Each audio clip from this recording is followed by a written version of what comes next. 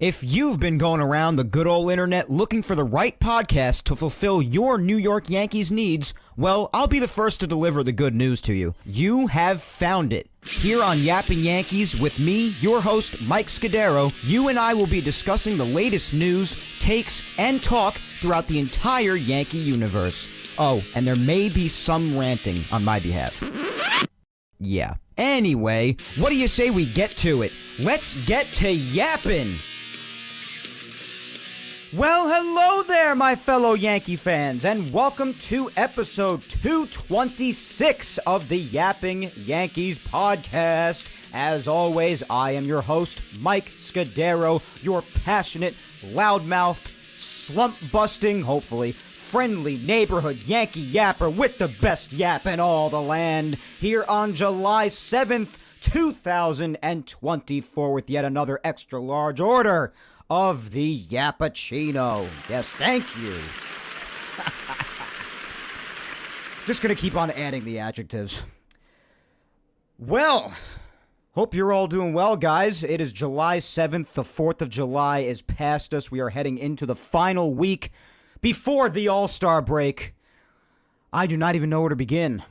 I guess I will begin with the notice that, well, in case the audio might sound a little different today, and it's not only because of my slightly raspy voice, thanks to yours truly being live in real time at the Yankee game yesterday, as I was promoting for weeks and weeks, but also I had a little bit of a microphone scare before I started this recording, actually.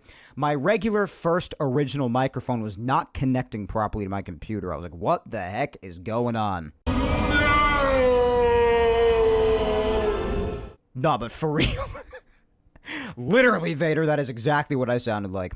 So I actually, because this microphone stopped working with my older computer that I had, the piece of crap that I had prior, my Yeti microphone that I used to use a while back that stopped working with my old computer, I'm like, let me take this thing out once again, brush the dust off of it, and see if it works with this brilliant new computer of mine, because if it doesn't, I am screwed. Fortunately, it's working. Give me a hell yeah! The sound effects are hitting today. Hell yeah, Stone Cold. So yeah, my Yeti microphone, God bless America, and appropriately said since the 4th of July just passed, but thank God it is working. So here I am, doing episode 226 for you, slightly raspy voice and all for you here on this fine, humid as hell Sunday, July 7th of 2024, as we have already established. Whew. So I hope you're all doing well, guys, and you've had yourselves a fun but safe holiday, I guess extended weekend. I had off from work on Friday as well, so that turned it into a nice 4-day weekend because the 4th of July was all weird on a Thursday this year, but still managed to find myself having a very nice weekend despite the Yankees shenanigans this past week. I just really have one question for the Yankees coming into tonight's gameplay against the Red Sox. At the time I'm recording right now, it's the mid 5 o'clock hour or so. I obviously don't know how long this episode's going to be. I do have a lot to say, so who the hell knows. But the most that you'll probably get to hear me react to in live time, if the game does start by the time I'm still recording towards the end of the show, it'll probably be very, very little amount of the show either way, but regardless, whether or not that happens, despite tonight's game, and this episode will be out afterwards, so keep that in mind, that even though you're hearing this episode after the game, I'm recording this before the game in the early evening. So keep that in mind when I'm talking about the Yankees right now. This is not including what happened for you tonight, what will happen for me currently. But I just have one question, despite the timing of this episode, for the Yankees. And that question is, what the hell are you? Some people might be confused by that. Let me explain. Not only is it the episode title, with the exception of the words, the hell, but it is the overall mindset for today's episode, because I'm trying to figure this team out. I know I just got done last week saying that I do believe that at the end of the day, this team is not as good as we saw for the first 2.5 months, but they're also not as bad as we have seen for the better part, the vast majority, of the last 3 to 3.5 weeks. Probably somewhere-ish in the middle of all of that. But we've seen conflicting examples of all of those. It's either one or the other. The whiplash almost has my neck popping off of my body. Because you will have the Yankees that miraculously split the series in Toronto last Sunday and had themselves a very nice afternoon. Then you'll have the Yankees that immediately after that come back home to face the Cincinnati Reds, a team that they should have easily handled. Completely crapped the bed on that. Got swept at home by the Reds. And then the Red Sox come to town this weekend.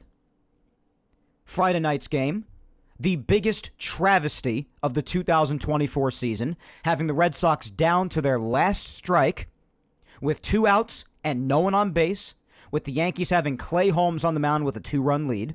All it took was a Dom Smith single, and then a Masataka Yoshida absolute moonshot deep into the Bronx night in right field to tie the game at 3, with the team disgracefully later losing the game in 10. And then your boy, yours truly, along with his lovely girlfriend and some of our lovely friends, head on over to the Bronx, expecting to see yet another train wreck, this time in front of our very eyes, without the ability to just switch the TV off or change the channel. And they score 14 runs and win 14-4, doing their best reenactment of the Boston Massacre, except this time in the Bronx. Mainly headlined by the kid who has quickly become one of my favorite Yankee rookies of all time. You can go ahead and accuse me of recency bias if you want, that's okay. But regardless of your opinion, I have a pretty good reason for feeling that way, even with just yesterday alone, because, well, in case you missed the game, which you'd have to be living under a rock to not know that this happened by now, but Ben Rice, only up for a handful of weeks now, did these. Drill deep to right field. There it goes. See ya. Second deck. A home run for Rice. Yankees lead 1-0. High fly ball. Right field. Abreu back. On the track. See ya. A long home run for Rice. His second blast of the game. It's a 3-run shot, and the Yankees are pouring it on. Driven out to right field and deep. There it goes. What a day for Ben Rice. His 3rd home run. Another 3-run shot. My, oh my. What a day for the rookie. That incredible audio compilation is, of course, in courtesy of the Yes Network. That is right, 3 home runs for Ben Rice. And not only is that incredible for him alone, but that's incredible overall, guys. Not many people go out there in general and hit 3 home runs in a game, let alone a rookie who has been in the league for only weeks now and has shown a lot of promise, some great tangibles in his game early on in his Major League Baseball career here with the Yankees so far. And in case you do want to be one of those people to accuse me of recency bias, I urge you to listen to this and indulge me for 1 second, because I will shoot that out of the sky right now. Because in hitting the 3 home runs in the one game yesterday, that was not just an accomplishment for recent memory. No. That was an accomplishment for the ages, as a matter of fact, and I exaggerate not. Because he is actually, for those who don't know or haven't heard yet, the first Yankee rookie first baseman in franchise history to hit 3 home runs in a game, and there have been quite a few remarkable Yankee rookie first basemen. All the while in doing so, driving in 7 RBIs, by the way, being only the second Yankee rookie to do that in general in one game, alongside Lou freaking Gehrig.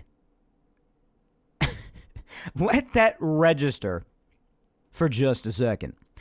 That is incredible. That renders you speechless when you hear it.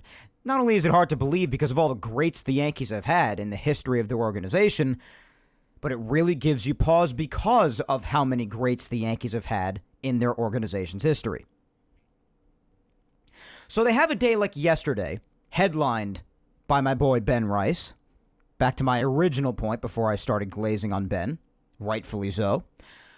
But, as I said, They have a game like the final one in Toronto. They have a series like they did against the Reds. Now, they have a game like the first one against the Red Sox and a game like yesterday on Saturday against the Red Sox. I don't know what's going to happen tonight at the time I'm recording, but this contains a lot of the questions and a lot of the concerns that we have had for about 3 weeks now. What the hell is this team? For the vast majority of the last 3 weeks, we know what they are. They've been terrible. But then they have these other games that just baffle us and have us wondering, could this be the start of a win streak?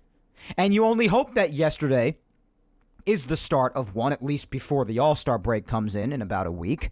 Hope that they at least finish strong before the break. And if they do, you know I'll be here taking all the credit for going to yesterday's game and contributing to that. But nonetheless, it just leaves you really confused. Really, really confused. And I had the same thing after Sunday's game. Obviously, I recorded last Saturday, so we didn't get to talk about last Sunday's game on last week's episode. But even after that win, I was like, oh my God, I hope that they could just come home and beat this Reds team that should be beaten at least 2 out of 3. Oh my God, how about how that turned out? And then come home to face the Red Sox and do to them what they did to us in Fenway Park. And so on and so forth. Play well against Tampa in the following week, or in this case, this coming week. And then you finish off against Baltimore with another good chance to make a solid crack back at first place. And obviously, with the exception of yesterday's game on Saturday, anything but all of that has taken place. Now, if they would have lost again yesterday, this would have been an even more intense episode, obviously. But they scored 14 runs yesterday, which just, again, left me baffled.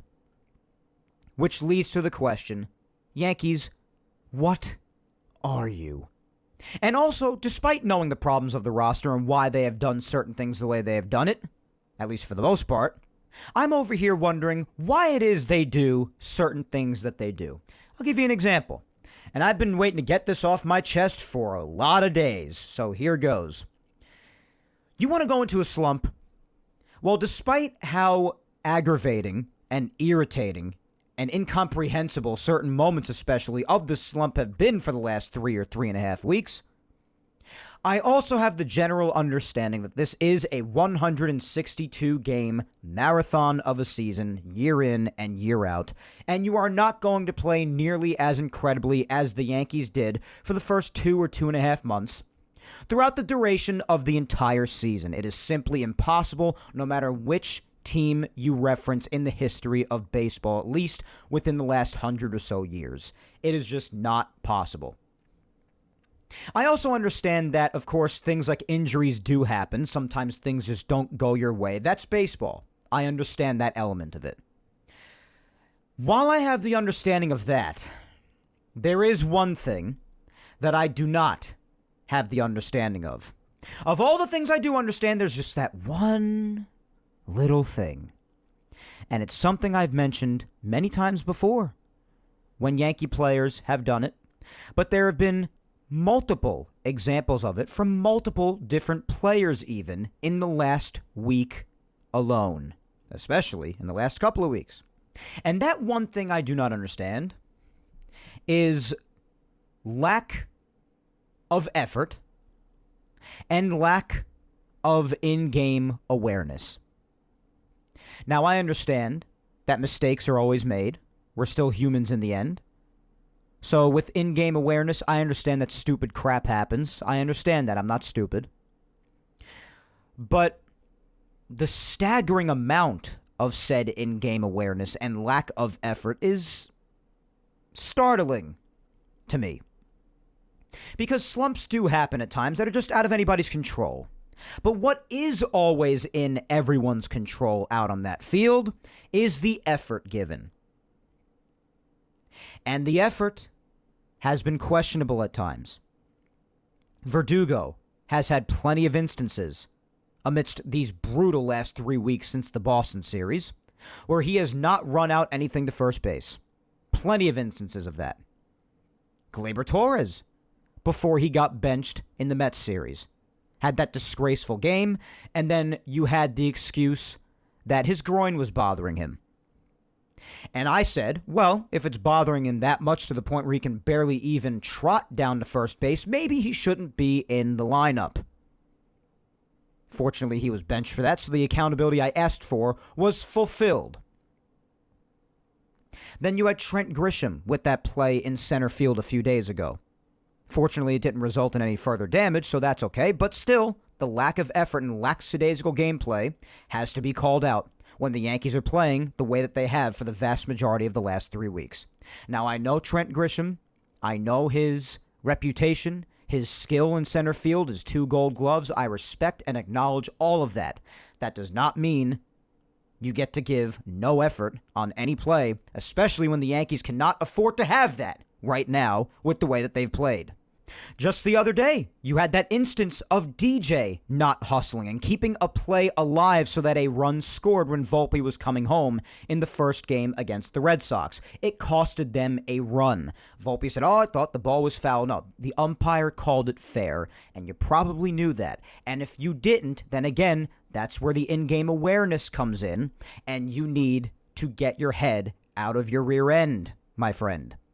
And DJ not seeing that and trying to the best of his ability to extend the play so that the run does score is another example of lack of hustle, despite the fact that in general I understand that he also runs like a 93-year-old man. I could keep on going, but this list of examples, without even mentioning of any others, just in the last week or two alone, all of those instances of lack of effort or lack of awareness, especially given how the Yankees have played, reaches such an incomprehensible level of inexcusable behavior that you have to question their dedication to break out of this slump. Or, in other words, how much they even really care currently. I understand that people get down in rough times. I understand. But to have this many instances, and even as an example of how Glaber looked in the dugout, now I'm not expecting him to be happy about this, but when he was benched after his own disgraceful gameplay, which has been the case for most of this entire season, you saw the look on his face in the dugout. It looked like he was ready to go up to the grandstands and jump off, making sure he lands on his neck. It was a picture of misery. At the end of the day, guys, I understand I'm not a professional athlete. I understand I'm not in the Yankees. I understand all of this. But at the end of the day, from a humanic standpoint, you are still a professional athlete playing for the New York Yankees. And I hate to bring about the monetary aspect of it too, but you are also making a lot of money to do so.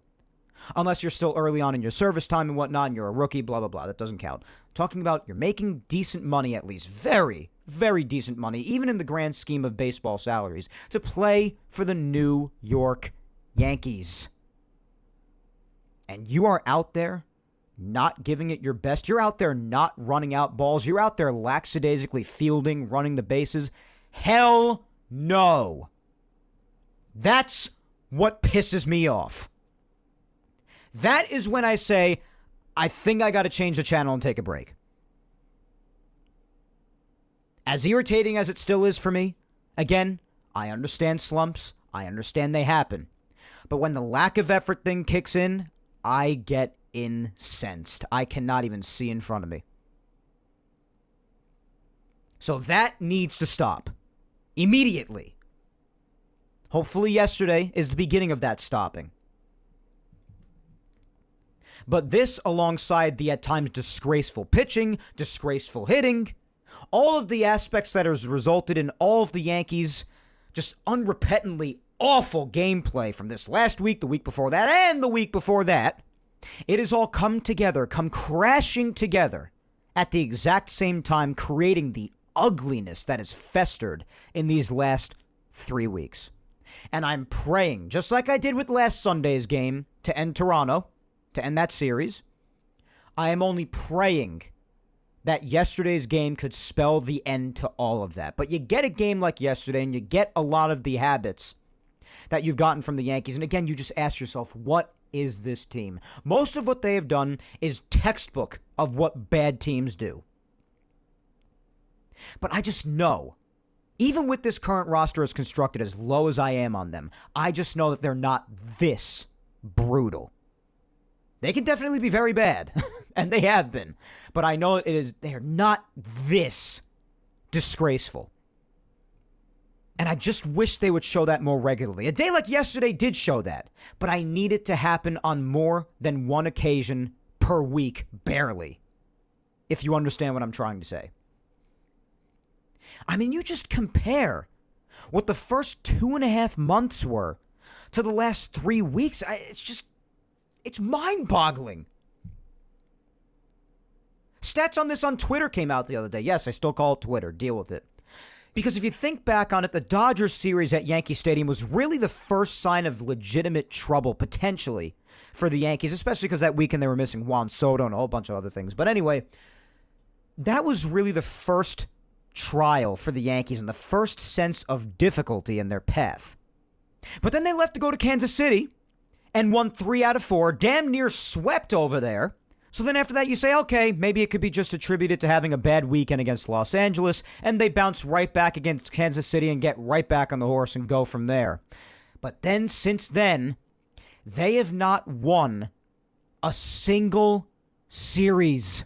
And we're closing in on that being a month ago. They could change that with the win against Boston tonight, and I hope they do. But they have not won a single series, and they have lost every single one, except for the series that ended in Toronto last weekend when they split in 4. Every other series has been a series loss. Every single one. After they went over a month without even losing one. Going into June 15th, they were 50-22. That's right. As a reminder, just less than a month ago, one little month, they were almost 30 games over 500. Best record in Major League Baseball. Still had the best ERA in the majors in the 280s. But then, since that point, coming into this Red Sox weekend here, obviously not counting the first 2 games that have happened already, this is coming into the series, they had a 4-13 record, which is worst in Major League Baseball. They had a 6.69 ERA, which is the worst ERA in Major League Baseball. And if you want to count these first 2 games record-wise, they are now 5-14. Since then, still the worst. So, in about 3 weeks' time, 3 to 4 weeks, anywhere in that window, they have been amongst the worst, or definitively the worst team in baseball. You want to talk about whiplash? Well, there are the numbers right there. And every aspect of their game has screwed up at one point or another, whether it be pitching, hitting, or both. Fundamentals, the whole deal.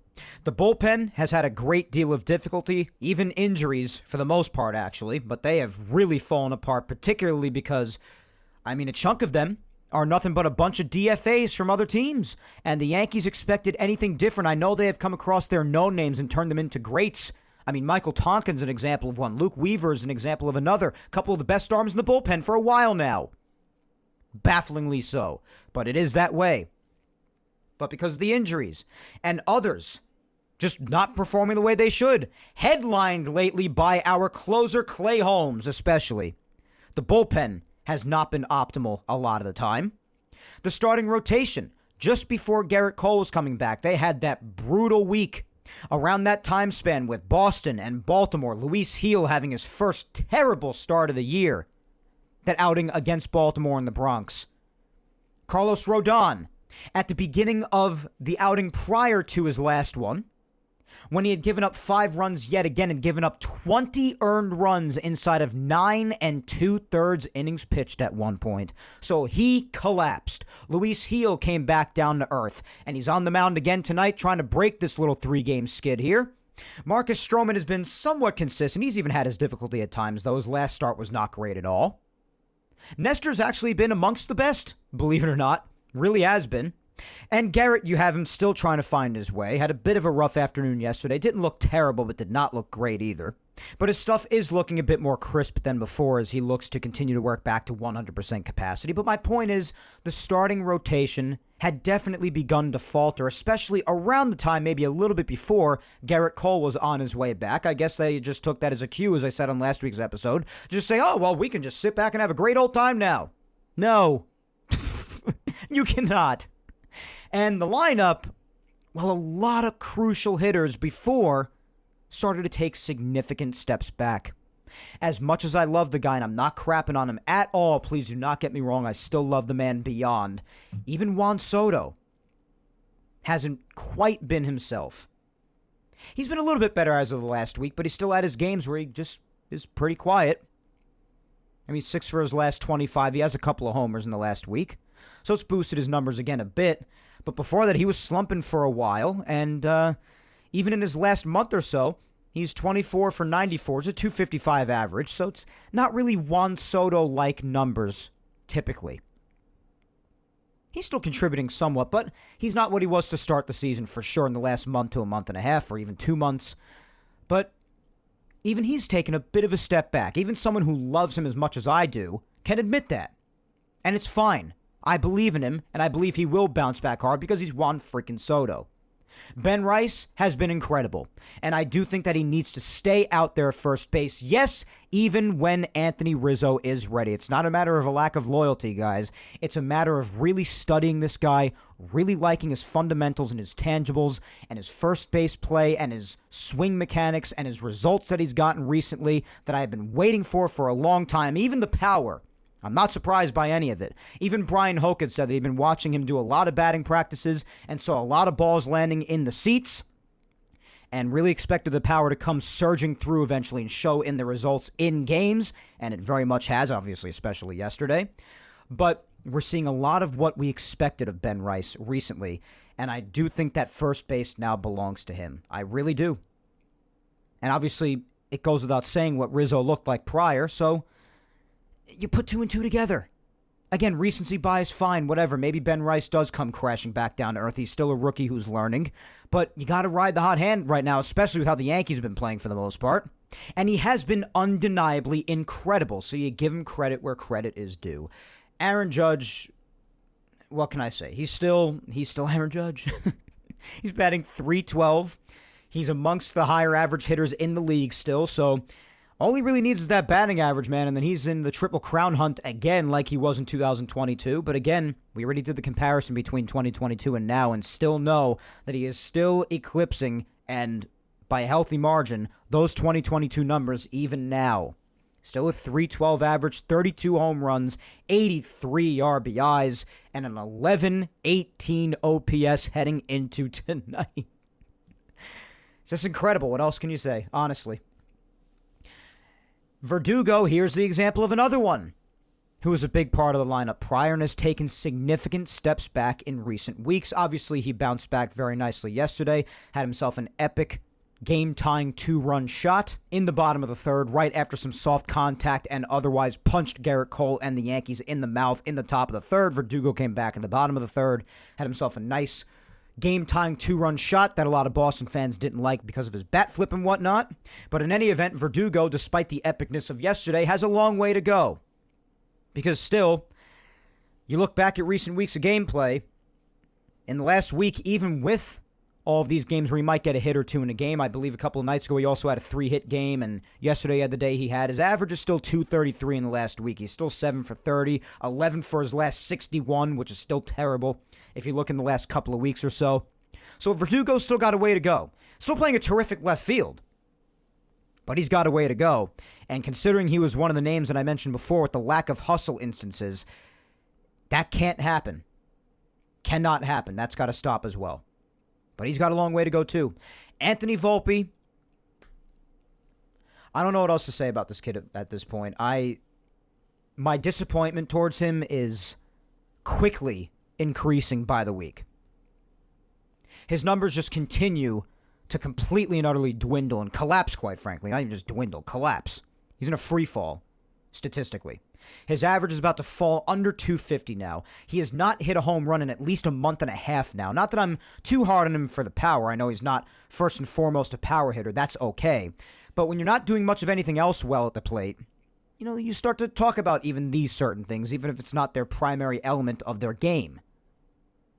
His RBIs have been mostly stagnant. He's a little bit over 30, but he hasn't driven in very many runs. His OPS has dipped well under 700 now. His on-base percentage has also continued to collapse because he's not taking his walks. He's having over-anxious at-bats where he's swinging at dumb pitches and hitters counts, and he's just not making great decisions out there. He's acting like a rookie still, and it's really maddening. You think back at how we started this season, the growth that we saw, and then so many elements of it, stopping the level two-handed swing, making stupid decisions at the plate, so many things, just reverting back to his old self, and you're seeing it in the decline of his numbers. I don't get it. I understand you go through rough times. I understand you're constantly watching film and making adjustments that could screw you up. But you know what was working before. You had a month plus worth of samples before that. Nice voice crack.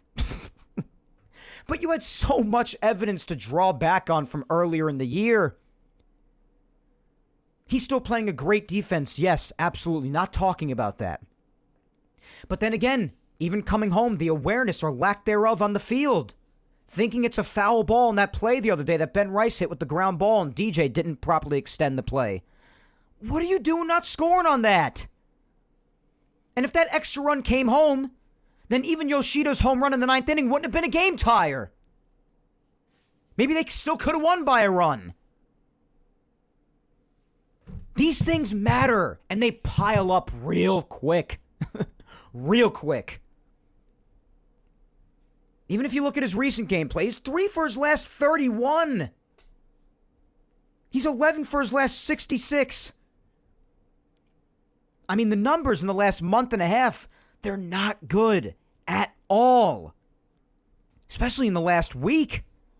I mean, yesterday he had a hard hit in his first at-bat, nice diving play down at first, I know, but there's so many other examples of just him not living up to his potential, and it's frustrating. I understand it's still just a sophomore year, but you got to see that growth again, my guy. And hopefully it starts with him finally being moved out of the leadoff spot because you just couldn't keep him there anymore. He was just a killjoy at the top of that lineup. So hopefully moving him back down to the middle where he saw a lot of his early season success, hopefully that brings it back out in him. Anything needs to happen here. Anything. But Volpe regressing again is also a big reason that you've seen this lineup take many steps back. Then you have the catching tandem, which at this point, as I've said in recent weeks, I think it's obvious which one needs to get more playing time as of now. Lately, it's still been Trevino, which is not the correct answer. Fortunately, tonight they've gotten it right with Wells being back, but the right answer is Austin Wells. Because Trevino's bat has really disappeared, for the most part, in this last month or so. It has really disappeared. If you want to talk about his offense at all, well, I got the numbers right here if you want to argue that. I know he did have a decent day yesterday. He was getting on base a bunch. But, I mean, he's 7 for his last 39. It's well under a 200 average. Even in his last month, in the last 30 games, he's 16 for his last 81, which is also sub 200. I'm not out here necessarily expecting a catcher to hit for a high average, but hit at least decently. And we really have not seen a lot of that from Trevi at all for some time now. So you look to how he's doing behind the plate. Defense, framing, what have you, that's fine. But what continues to be a massive issue, I sound like a broken record week after week, but they keep running him out there, and you keep seeing opposing base runners taking advantage of this. But the throwing down to the bases continues to be utterly unacceptable. The throw either doesn't even make it down, or it is completely wild and into the outfield. Regardless of the base that he throws to, especially, though, second base. Especially second base. And that's a problem, because if a runner gets on with a walk or a single, you might as well just give him second base with the way Trevi throws. The pop time, the amount of time it even takes him to get up to rear back for the throw now, and the slow velocity on its way down to second base with a throw that oftentimes does not even make it fully there, has become a massive issue. Austin Wells does not have this issue making it down to second base. He throws down there harder. I know he's a left-handed hitter, and it's tough to put him in there against lefties. And I know because of especially night and day games back-to-back, it's challenging to play necessarily one catcher every single day. It's not realistic. I understand that. In those instances, I'm okay with the switching back and forth. But the person who should be getting the vast majority of the playing time in the catching position, I think has been made pretty clear at this point. The run that Trevino went on for about a month to a month and a half or so there, in the month of May, give or take late April into May and a little bit beyond that, it was very nice, but that has run out a bit now, to say the least. And it's very obvious which catcher deserves more playing time at this point. And even the people who argue to me, oh, well, Austin Wells really hasn't shown too much growth either. Well, first of all, he has. He continues to not get too many results with a lot of the hard hits he gets off his bat. But we have seen even some more results continue to come through even despite all of that. And also, even if you want to use that argument that, oh, it could be better. Well, how do you expect a guy to get significantly better when he's barely playing week by week? He's not getting that needed, at least mostly consistent playing time. He's not getting those reps. He's not getting those looks. How do you expect anyone to accumulate any sort of consistent good gameplay? So my point is, give Austin Wells more playing time for the love of God. That's my fill on the catching tandem. Then you have the remainder of the infield, of course. You have DJ LeMahieu, who, yes, he had a great day yesterday, and I'm happy to see that, but otherwise he has continued to be completely brutal. It's just bad. He's still 5 for his last 23, 10 for his last 49, 19 for his last 97. It's not great, guys. The glove is still there. Again, I've never denied that. But DJ has still been painful to watch. It's a ground ball to third or the left side of the infield overall, or it's a strikeout. He just doesn't have it anymore. I'm sorry. He's still cooked. Same prognosis this week as it's been for the last bunch of weeks. And Gleyber Torres, well, he hasn't played. Yesterday he's not going to be in the lineup tonight. That's already been revealed, although he is available off the bench, according to Aaron Boone. But he did get a little hot again, as we've said. He's heated up a bit after his Mets benching. But in the last few days, he's gone pretty silent once again. He really has. So for a few days there, from when he was put back into the lineup against Toronto until the very beginning of the Red Series, it was a lot of fun. But that's, again, only a handful of games. He's mostly, again, gone very quiet since then. And that's bound to happen because I just don't think Gleyber Torres is a good baseball player anymore. And except for 2023, again, the argument resorts back to this. He really hasn't been since 2019, with the exception of 23. Don't want to take that away from him, but it's the truth. Sorry if you don't like it. Sorry if you're a huge Gleyber Torres fan to hurt your feelings. But I'm not trying to hurt your feelings. I'm just giving you facts. So, Gleyber, I don't really have any restored faith in him still, and especially in light of his re-aggravating this groin issue in these last couple of days, which is why he has not been in the lineup yesterday and today, despite being available off the bench tonight. Even more of a reason why I've continued to stand by what I have said for weeks now. I definitely think that it is time to call up Yorbeat Vivas, put him at second base, see what he's got. His hitting in the minors has continued to pick up even more in recent weeks. And then, of course, you do what I recommended last week at the trade deadline. Get Giancarlo Stanton back from injury, and you ride. That's what you do. And you also need guys like Verdugo and Volpe to pick up the pace as well. So, I know it's quite a bit of scenarios, but most of those are very doable. You get Giancarlo Stanton back from injury by late July or so. You hope he's getting towards being ready by the time the All-Star break is done, maybe with the exception of another couple of weeks. You get Yorbeat Vivas going up here. You make your move at the trade deadline. I made it very clear I'm a big fan of Luis Rengifo. I know he landed on the injured list recently with some wrist inflammation, but hopefully it's nothing major. And you get him to be your leadoff hitter and bat leadoff, which is what the Yankees have had a very hard time finding of late. I know Ben Rice has settled into there very nicely in the last few days since they moved Volpe out of there. And maybe you don't necessarily mess with that if it continues to be that great. But it's good to have a high-average guy who gets on base a lot and puts the bat to ball and could represent being yet another very good potential leadoff option. while also being pretty solid in the field. So you do those things, you're going to start to feel pretty good about yourself yet again. But back to my original point with Vivas and Gleyber Torres, which is what started that whole dialogue to begin with.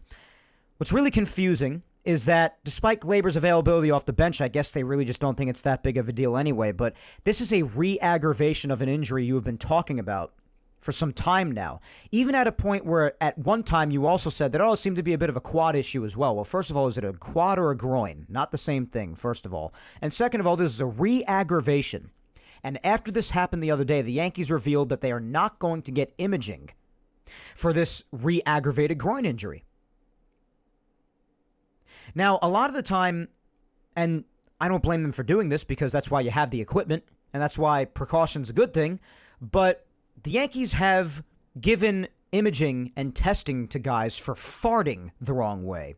And yet you're telling me now that a re-aggravation of an injury you have been talking about for the better part of the last month, for the man that you have proudly said is your starting second baseman, you're not going to give him imaging? I'm no doctor. I'm not on a professional team's staff. But from a common sense perspective, even on the outside, doesn't make too much sense. But if Gleyber is going to continue to go out there and be the Gleyber Torres we've seen for the vast majority of 2024 and continue to have these injury re-aggravations, just keep him off. Bring up what is best for the team in your beat Viva, something I have been saying for weeks even before many others have said it. Make him your second baseman. See what he's got. Just because of a few hot days of Gleyber Torres after a well-warranted benching, it doesn't mean he's going to rediscover his 2023 or his 2019 self. You really believe he could do that? So just a variety of different factors in the lineup.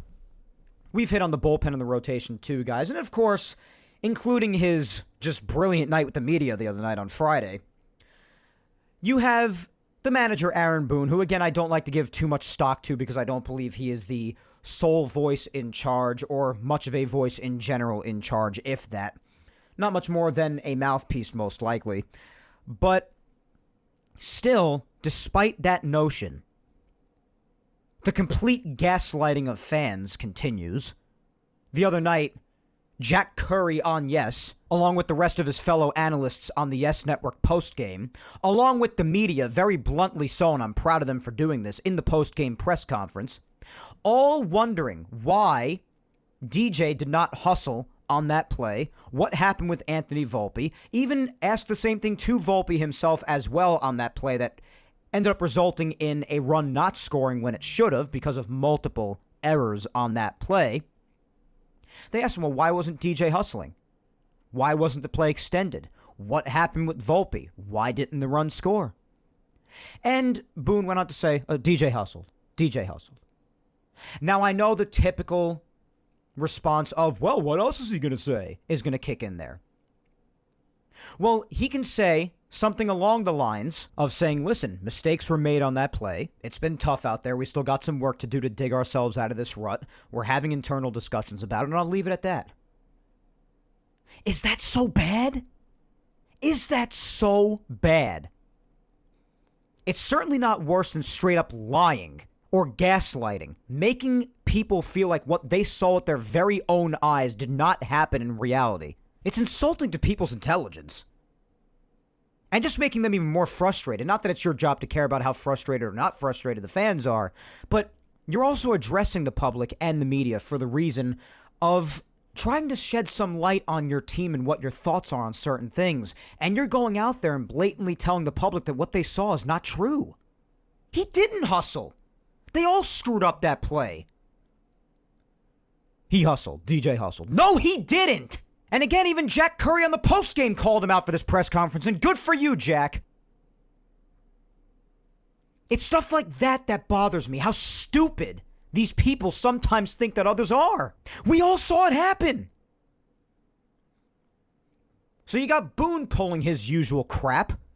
Moral of the story, it's just been an ugly last few weeks for the Yankees. You don't need me to tell you that. You don't even need me to recap all of it. But it's my responsibility to come here on the show and talk about what's been going on. And this kind of nonsense continues. So the gaslighting of the fans by Boone and staff, the continued lackadaisical gameplay by the players, and constant screw-ups, lack of awareness, lack of hustle.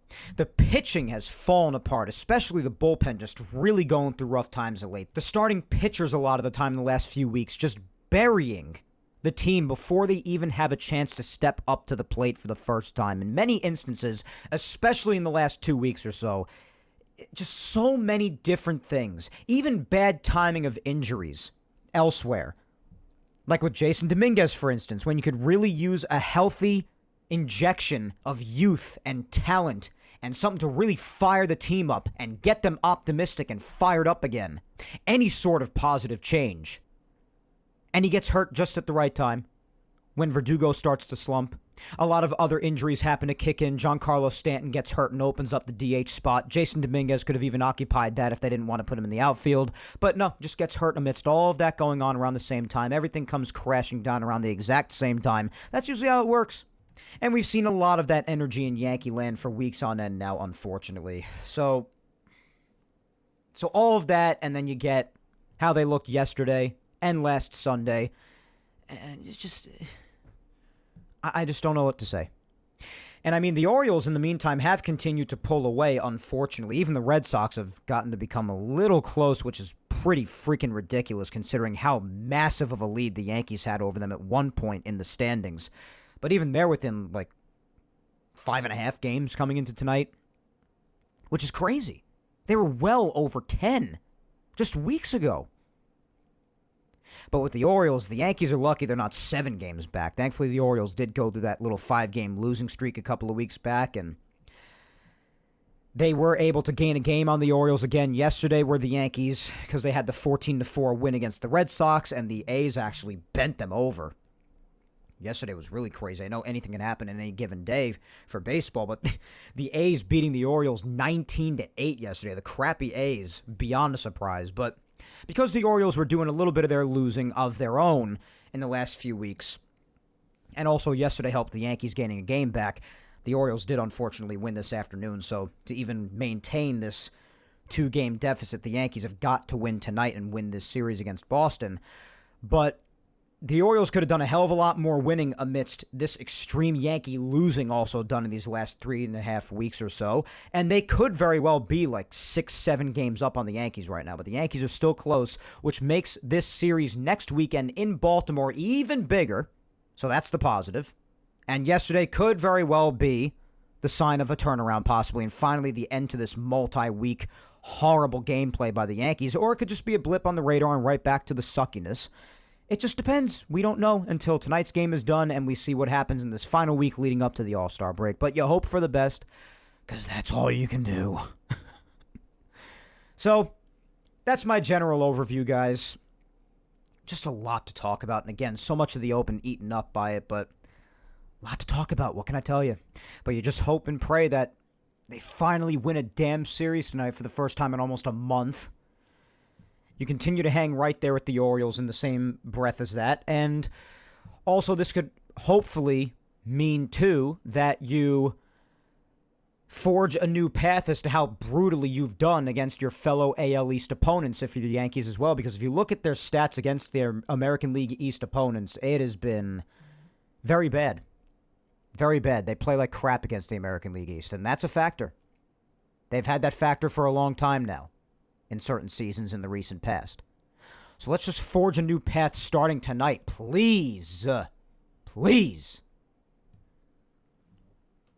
But let's go off on our own different path here and move on to the news segment at least. Here on Yapping Yankees. Not too much happened in news this past week, so we'll just breeze through a few things. But we start with last Sunday.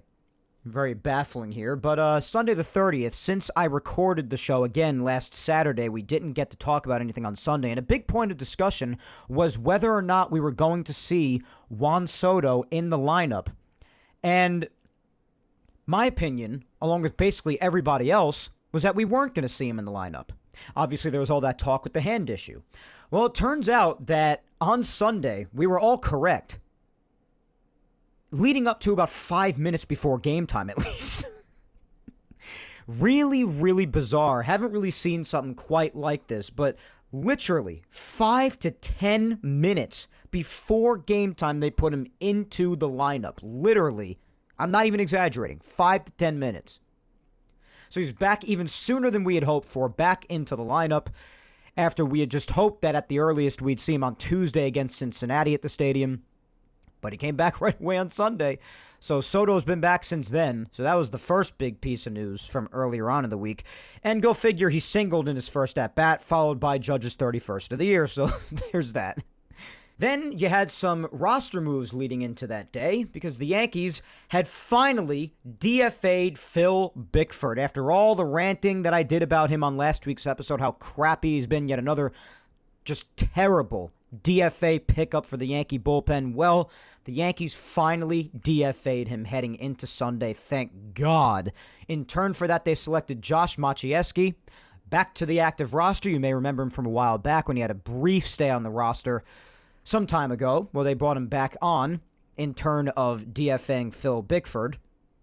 So I was just beyond happy to see that finally happen. Hopefully somebody in the likes of Caleb Ferguson might be next, but who knows? Who knows? And then other than that, really all that happened was that JT Brubaker, who I've given a number of updates on for weeks now as the Yankees have continued to progress his rehab assignment. Again, this is the pitcher that some time ago the Yankees had picked up in a trade from the Pirates. The Yankees had announced that as of the end of the week, after the Red Series, his rehab assignment was now in AAA, and it still currently is. So that's really all of the news from this past week, honestly, guys. Yes, it is that short for this week. Nothing really happened in news, if I'm being really honest with you, other than the re-aggravation of Glaber's groin tightness, which I had already emphasized before, so no need to go over that. So as far as actual news on roster or injuries or anything like that that have happened as of this past week officially, not too much to really go over, if I'm being honest with you. Efros continues to get closer as well. He's rehabbing in AAA now, so as I said last week and the weeks prior to that, it'll be really interesting to see how he looks returning to a major league mound for the first time in almost 2 calendar years, which is crazy to think about since they acquired him at the 2022 trade deadline from the Cubs. But he's coming back too. He and JT Brubaker seem closer than just about anybody to returning from the injured list, if I had to say. And those are also both 60-day injured list transactions for when they're ready to go, so the Yankees are going to have to make a couple of 40-man roster moves there. Other than that, as I said, my friends, really the only other thing to go over is what is going on with the rest of the injuries already on the roster that we haven't spoken about yet, that have just been things that have happened a while back and there may or may not be certain updates on. You have Cody Poteet. He's continuing to fight his way back. He has resumed his throwing program, and his return could possibly happen this month if and when the Yankees do need him, but he's doing his throwing program, so he's working his way back. Ian Hamilton, there's really no definitive speculated return when it comes to his comeback, but he has not really resumed throwing as of yet as far as we do know, but he is rehabbing, just not throwing as of yet, so not really too much of an update on Hamilton. Giancarlo, he resumed treadmill activity. A few days ago, he was seen running on the field, so he's having some activity, but still in the early stages, really. So not too close to coming back as of yet. I imagine we'll see more activity pick up in the coming weeks, but they're still expecting, hopefully, a late July return for him. That would be probably best case scenario. Jason Dominguez is still sitting out, of course. He's still got his oblique strain issue, so he's still not doing really any activity. Then you have John Birdie, obviously utility infielder, been out for some time. He's had his left calf strain going on. He's been taking ground balls lately. He was doing that again a few days ago, earlier on in the week. And I imagine the hitting element to his recovery will begin to kick in at some point soon. He will be traveling down to the Yankees complex in Tampa after tonight's game against the Red Sox to continue his rehab, and that's where he hopes to get some live at-bats under his belt. and hope for a rehab assignment to start after the All-Star break, and hope for a potential late July return. So that's what we're looking at for John Birdie right now. He just continues to progress. Nick Birdie out in the bullpen. He was doing some live batting practice work back in late June, on June 30th officially, and the last few days he's just been continuing to do that, just keeping the arm fresh and working his way back after he received those platelet injections, so he's still got a ways to go. Clark Schmidt, he has resumed throwing at Yankee Stadium, which is good news. That was as of June 28th. I believe we may have mentioned that on last week's show, or maybe not. I don't quite remember, honestly, but he was throwing at 60 feet. He's continuing to grow that distance and hopefully eventually throw off a mound, but he's actually a little bit ahead of schedule. He's progressing a little quicker than they had anticipated, which is always good news. But they're still just saying possibly August for him as far as a potential expected window of return. Lou Trevino out in the bullpen. He's resumed his throwing from a mound, but other than that, he's just continuing to work back from that. Not too much more of an update on Trevino. They're just still hoping he comes back at some point in the summer. And everybody else is still long-term, no real update, to be honest. You got Anthony Rizzo still not doing really much activity at all.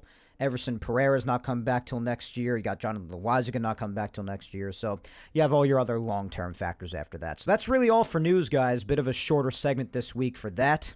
Oh, before I forget, actually, All-Star announcements. Those just came out tonight. As a matter of fact, they're just getting done being given live on ESPN. And there is news on which Yankees are going to the All-Star game. I'm sure at least the two of them you're not going to be surprised about whatsoever.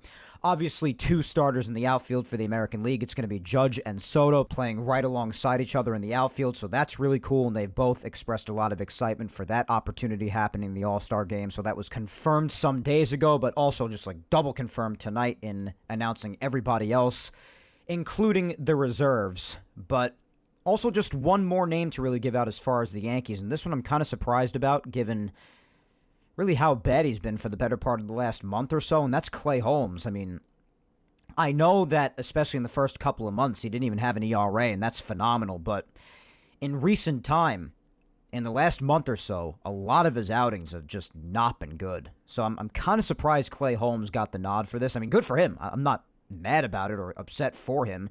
He plays for the team that I root for, so I'm very happy for him. Congratulations to him. But I'm just kind of surprised that he got the nod for it, if I'm being really honest with you. But Clay Holmes is heading to the All-Star game alongside Judge and Soto, so obviously not too much representation for the Yankees this year, this time around. Even in the reserves area, not too much. But there's just one thing I'm surprised about, especially as far as the pitching. Clay Holmes is going for the relieving aspect. Not too many pitchers, not really any in general, even pitched that many innings in this game to begin with. But the one guy I'm kind of surprised about, and I think is a little bit of a snub, is the man who's on the mound for the Yankees tonight, actually, in Luis Gil. I mean, I know the last 3 starts have been pretty bad, especially the Baltimore one. But the last 2 just haven't really been that great. It's the Baltimore one that's really been an absolute train wreck. But otherwise, not that I give a damn about this, but other people do. So win-loss record is solid. Even with that brutal Baltimore start, the ERA is not bad. It's in the very low 3s coming into tonight's start. And if he has a great outing tonight against the Red Sox, it could go even lower. Really weird. So if he has a really, really nice start, let's say he goes like 5 or 6 shutout tonight, it could be in the really, really low 3s. So I'm just kind of surprised he's not even considered, seemingly. I mean, I know he could definitely be a replacement down the line. That's possible. So he could still get a nod before the actual All-Star game. But I'm just kind of surprised not to see him there. I guess the Baltimore start really did. I mean, it did sway his ERA a considerable amount, that's for sure. But I guess the 3 starts overall, the other 2 not being that great as well, I guess that was the difference in voting. But I'm just kind of surprised that that's all it took, to be honest.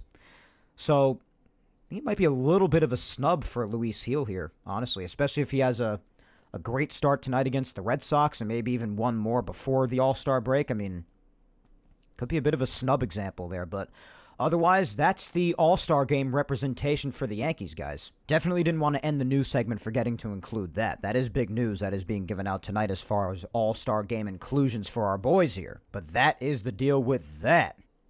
So let us move right along onto the weekly recap segment, which unfortunately, again, as it has been for the most part for the better part of the last 3 to 3.5 weeks, has been a dreadful segment thanks to the Yankees' disgraceful gameplay. So what say we just get it over with? Yapping Yankees time machine. Let's do it.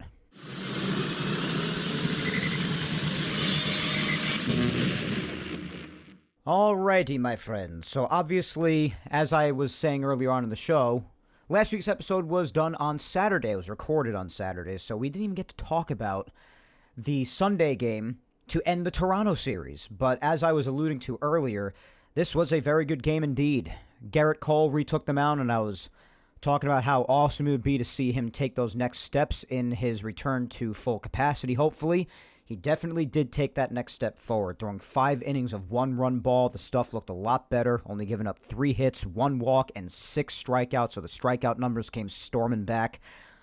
Much better velocity, much better location, everything was just much better. So that 1 run he had given up in the bottom of the third was the only one that he had surrendered all afternoon.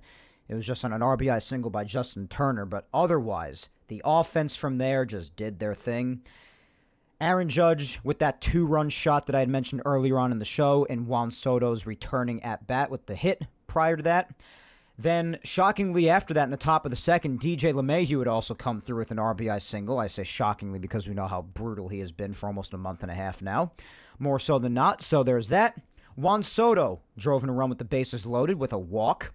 So it was 4-0.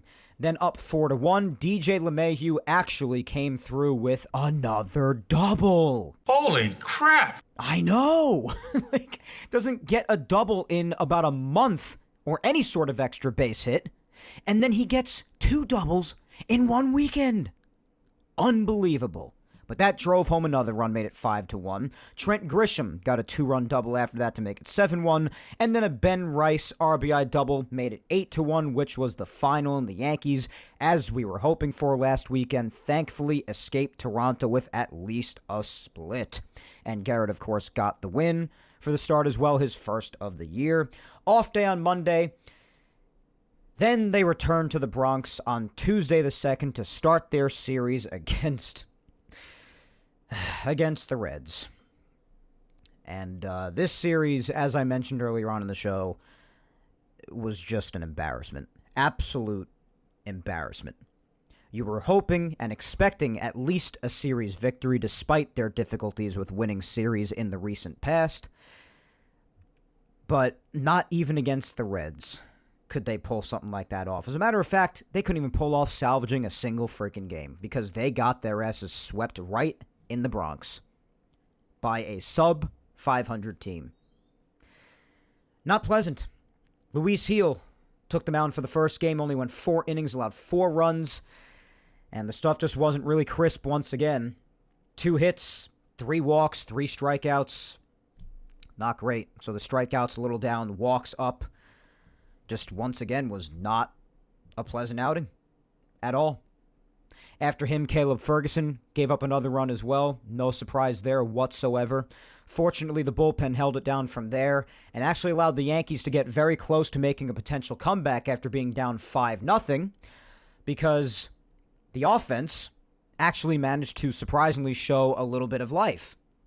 They had scored 8 runs in the game prior, but you were expecting them to go right back to being dead, and they did for the first half of the game, but then in the bottom of the 6th with a Glaber RBI single and a Ben Rice 2-run double, they showed signs of life. So now it's a 2-run game. You got yourselves a ball game again, especially when Aaron Judge goes deep for the 32nd time and most recently, up to this point, in the bottom of the 7th to make it a 1-run ball game.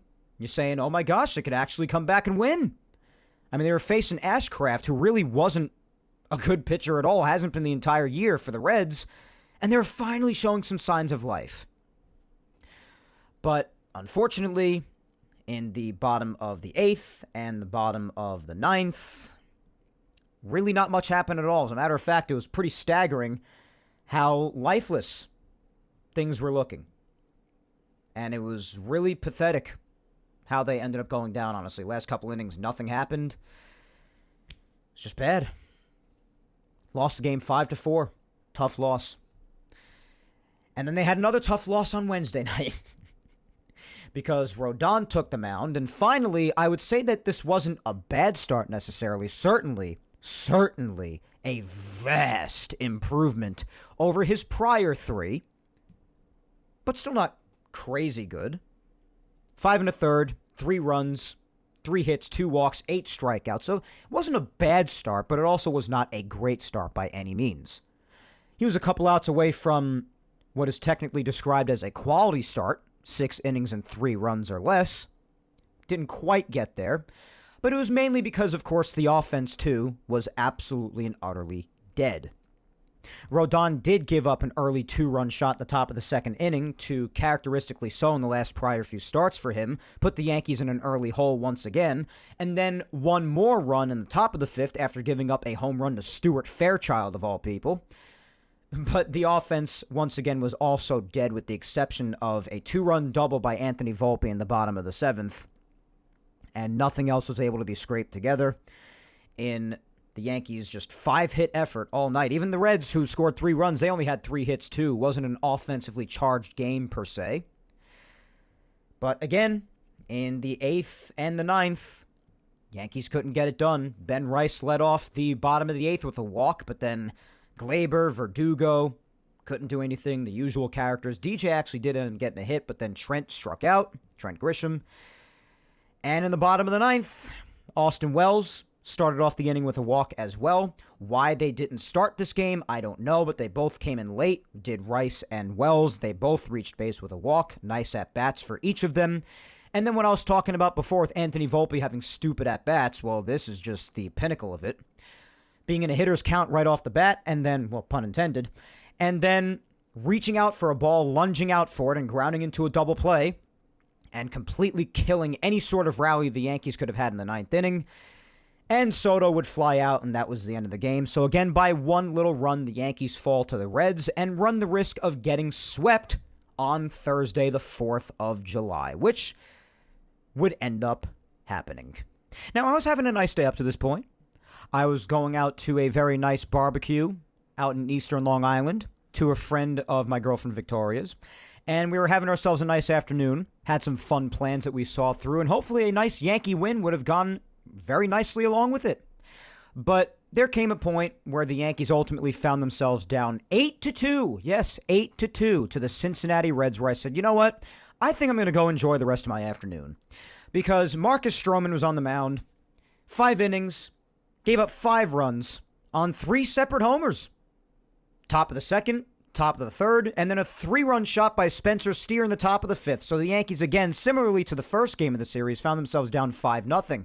But instead of making it close again, they did get a couple more runs up on the board on solo shots by Austin Wells and Ben Rice, his first of his career. So along with his amazing game yesterday, obviously congrats to him on his first one on this day, on the 4th of July. Hell of a day to hit your first home run on, right?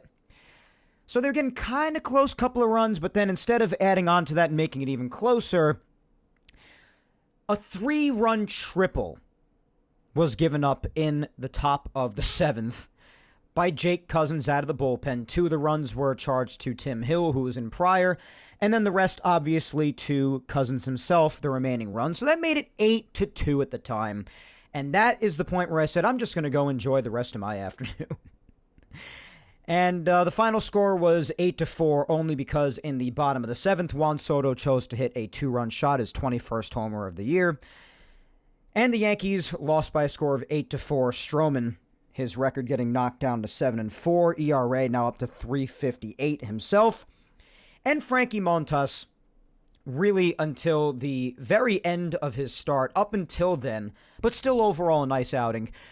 But it's very nice of him to come back to the Bronx after getting traded here in 2022, spending about 98% of his time on the injured list and the remaining 2% of the time in which he did pitch, absolutely blowing chunks. And then he goes to another team, thankfully, but still goes to another team, and then returns to the Bronx and proceeds to bend the Yankees over the very next year. Just love when that happens. I love it. But since when does that not happen in Yankee land? So completely expected, but nonetheless no less frustrating whatsoever. And the Yankees, again, embarrassingly swept by Cincinnati as they head into Friday's game against the Red Sox, welcoming Boston into the Bronx for the first time this year and hoping to get the series off to a good start, which did not happen. Well, it almost did. Because, as I said before, the game started off fine. I mean, the Yankees don't even score a single run had the Red Sox been able to turn a simple double play in the bottom of the fourth. But, of course, that was botched, which led to a run off of Austin Wells' ground ball, which then led to another run with a Volpe walk with the bases loaded, which then led to another run on a Trent Grisham RBI groundout. The Red Sox really only scored up until the very end of the game in the top of the fifth on a Gonzalez solo shot off of Mr. Nestor Cortez, who had himself a very nice 6-inning, 1-run outing, containing only 3 hits and 1 walk and 8 strikeouts. So he had himself a very nice outing. Luke Weaver pitched very nicely in the 7th and 8th innings to follow, up 3-1 in the top of the 9th. Again, as I said earlier in the show, having the Red Sox down to their final strike with 2 outs, nobody on, up 3-1. Clay Holmes on the mound, having gotten the first 2 outs of the 9th inning. He allows a base hit to Dom Smith, and then after about 8 sinkers in a row to Masataka Yoshida, he hits one into the deep right field night, tying the game disgracefully at 3. And then ultimately losing the game in 10 after going to extras and Tommy Kahnle giving up a 2-run shot to Rafaelo, who should sound familiar to you because he absolutely bent the Yankees over at Fenway Park. Well, he does it again here in the top of the 10th. Yankees lose the worst game of the season to this point, no doubt. 5-3 in 10 to start the series. Just an absolute disgraceful faction to the utmost that you could possibly dream up. And then you had yesterday's game, complete flip side of the coin, as we well established earlier on in the show, where the Yankees scored 14 runs, half of those 7 driven in by your boy Ben Rice. Otherwise, lots of other offense to go around. As I'd also mentioned earlier on in the show, you had Verdugo's game-tying 2-run shot after the Red Sox had scored 3 in the top of the 3rd. Verdugo's first big hit in forever, it would feel like. But then when they were down 4-3 again, that's when the offense really came storming in for the remainder of the afternoon. Lots of fun to go around. It's fun to see when it comes out once a week lately in these last 3 weeks. But Anthony Volpe had hit an RBI ground rule double. Austin Wells walked with the bases loaded in another great at-bat by him. Oswaldo got a sacrifice fly. DJ even got an RBI single. And then another RBI single later on to make it 11-4 at the time, and then the rest was Ben Rice. So, ultimately, the final score is 14-4. Cole had started this game, and in the first and second innings, and even in the fourth, he looked really good. But the third inning, he fell apart, mostly a victim of soft contact with the exception of Rafael Devers, to be honest with you. I will be never years old the day that this man does not kill the Yankees. So, just not surprised by that. But then the rest of it was really soft contact for the most part. And then in the top of the fifth, he gave up his solo shot to Rafael Devers, which is what I mean by that. I do have to unfortunately admit the man absolutely owns not only the Yankees, but also specifically Garrett Cole. I mean, this man, hate to admit it, as much as I love Cole and as much as I hate the Red Sox and as much as Rafael Devers drives me nuts, you just got to be honest with yourself. This man is Garrett Cole's daddy. I'm sorry. This guy just owns him. And he did again this afternoon. But otherwise, other than that, in the third and fifth innings, mostly thanks to Rafael Devers himself, Cole did look good, but a couple of rough innings made his line not look as good. 4 in the third, 7 hits, 4 runs, 2 walks. He did get a lot of strikeouts, racked those up in just 4 in the third, 8 strikeouts, but otherwise, he's still got some work to do, unfortunately. But Tim Hill and Maciejewski saw the rest of the way out bullpen-wise, and the offense took care of the rest, 14-4. And that's where we're at heading into tonight, guys. Cutter Crawford against Luis Gil. I hope Gil goes out there and kicks ass. I hope the offense doesn't have a brutal night. But they tend to right after a scoring barrage like yesterday, so I unfortunately don't have a great feeling about it in light of that, but I hope I'm wrong. And I hope Luis Gil just goes out there and throws up a lot of zeros. He could definitely use a solid bounce back, especially amidst all of the discussion and worry about him potentially getting tired, his arm reaching its limits after just coming back from Tommy John surgery and never having pitched even a fraction of this current amount of innings in a major league season like he has done in 2024, so he could really use a great bounce back tonight. I hope he does that. And obviously, I hope the Yankees do win the game and do win their first series in almost a freaking month because they cannot buy a series victory these days. Tomorrow, though, as far as what is ahead for the remainder of the week, off day, another Monday off day this week. And then for the final 6 games until the All-Star break next week. One could say unfortunately for them because of their crappy gameplay against their division, but the Yankees will be hitting the road once again to face 2 more of their fellow American League East opponents to finish up the metaphorical first half. Obviously, the first half of the season, the first 81 games, what people call the first half. All games played up until the All-Star break. But otherwise, leading up until said break, they will first make a stop in Tampa Bay to face the Rays at the Trop for 3. Starting off on Tuesday the 9th. And Carlos Rodon will be retaking the hill, hopefully to build on what was his last outing, which was a significant step forward over the prior 3, as we'd mentioned before. That game will be at 6:50 Eastern in Tampa. Wednesday, Amazon Prime Wednesdays for the Yankees. It'll be the same thing. Second game in Tampa will also be at 6:50 Eastern, and Stroman will be taking the hill for that one. And on Thursday, this game will also be at 6:50 Eastern, the final game of the 3-game set there, and Nestor Cortez will retake the hill for the Yankees for that game. And then next weekend, starting on Friday the 12th for a 3-game weekend set, they will return to Baltimore, as I have been saying, to have a very important series against them to wrap up things before the All-Star break with this race for first place between these 2 teams, despite it being obviously pretty one-sided as of late. But Friday's game, the 12th, will be at 7:05 in Baltimore. Saturday's game will be at 4:05. And Sunday, July 14th, when we will be yapping again here. Very strange start time for this game. But since this is the last day before the All-Star break, everybody has a day game today, except this is very early in the day for the Yankees. But they're going to be playing an 11:35 a.m. Eastern game in Baltimore to wrap up this weekend set there. No pitching matchups announced for any of these 3 games as of yet, so you have to hang tight for that in order to be 100% sure.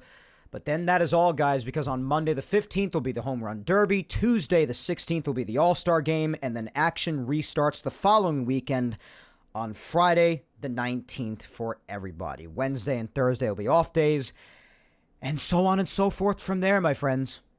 And we have just gotten through another tougher weekly recap. So to wrap up this episode, let us move on to our social media segment for the day. Back to an open-ended question after last week's Q&A, which I had a great time doing, by the way. I always love your questions. But an open-ended question today, and it is a matter of speculation for this next upcoming week leading up to the All-Star break, before the Yankees wrap things up here as they prepare to head into the metaphorical second half of the year based off their recent gameplay. And it goes along with the overall mindset of the episode and the title, wondering just what in the hell this team actually is. And using any sort of possible answer we could come up with to come up with speculation and predictions as to how they will perform leading up to the All-Star break. So quite simply put, given the games they have remaining, and this includes tonight, obviously since this is being recorded before tonight's game in the first place, all of these responses you're about to hear were submitted also prior to the game, obviously.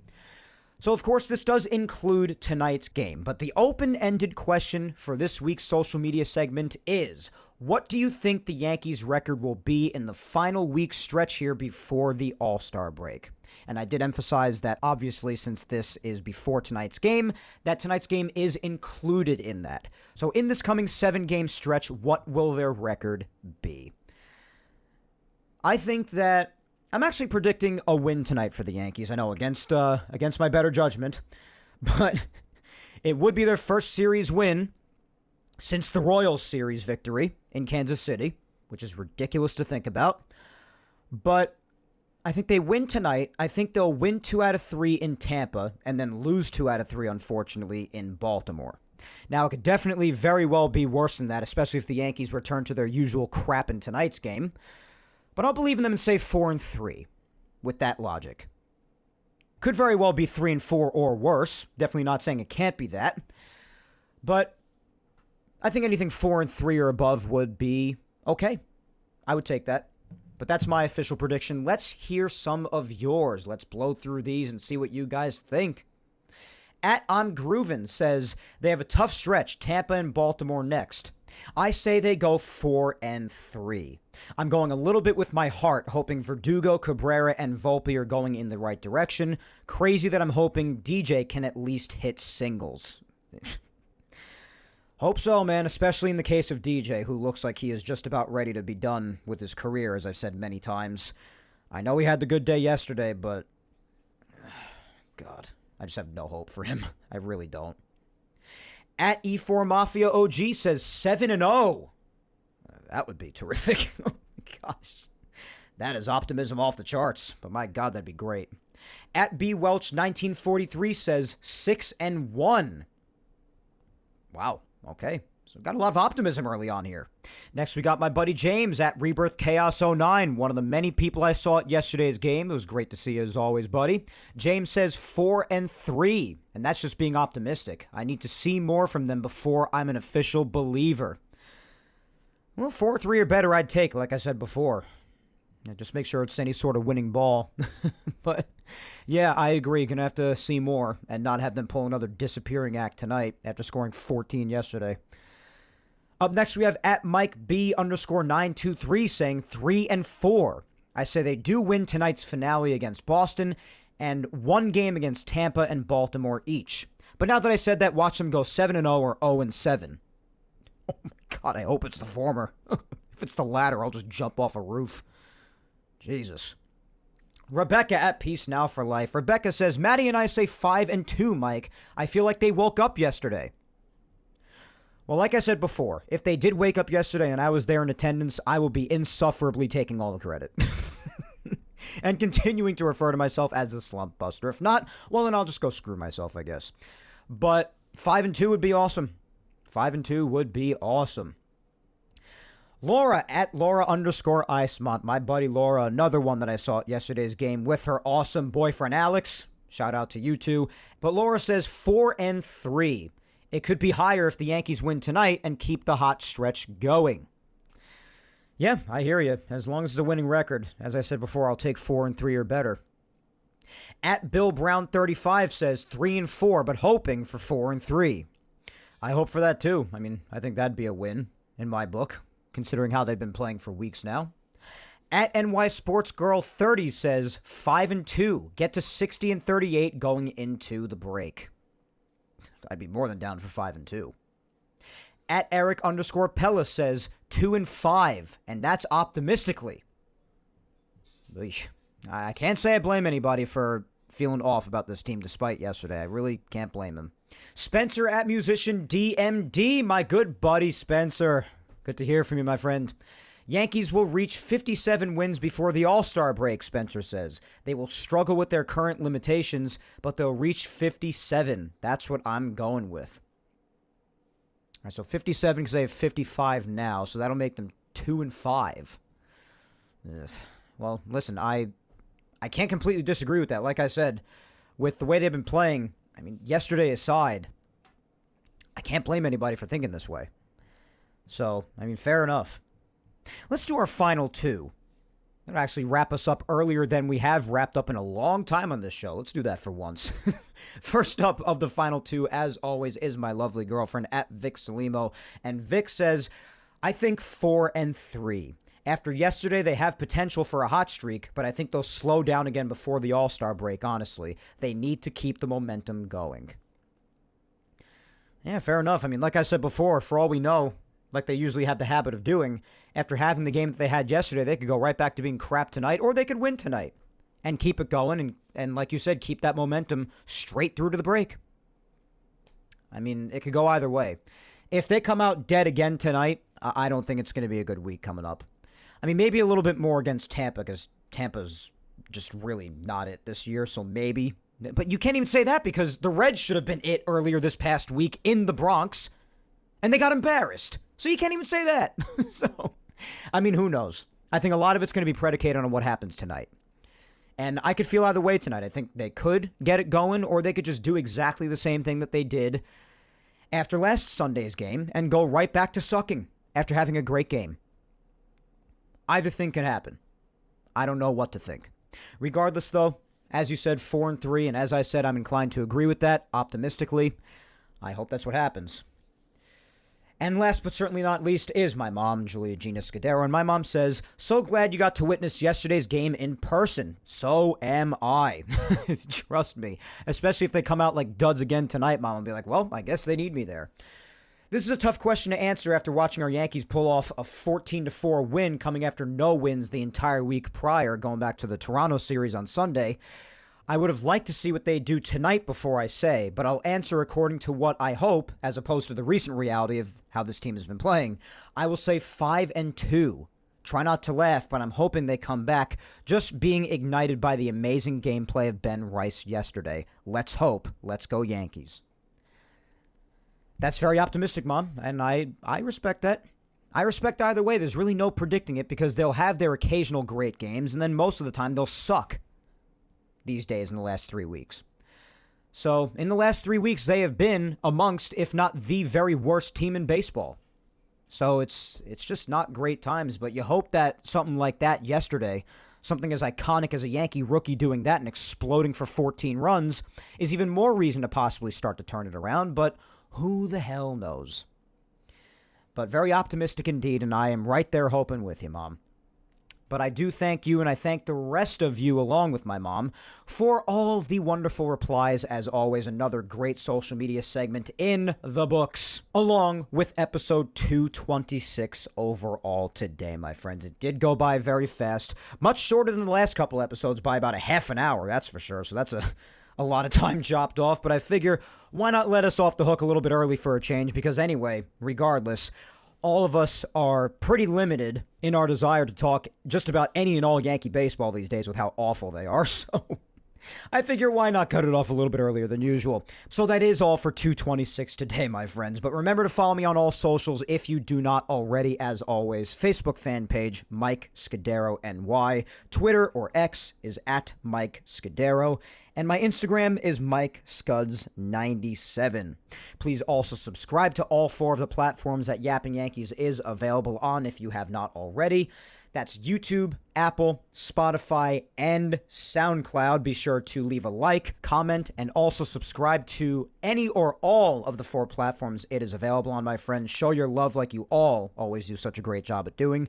And if you've missed any episode of Yapping Yankees, episodes 34 up to 226 today are all available on YouTube, and every single episode of Yapping Yankees for the last 5+ years, going all the way back to episode 1 up to today, are all available on SoundCloud, Apple Podcasts, and Spotify.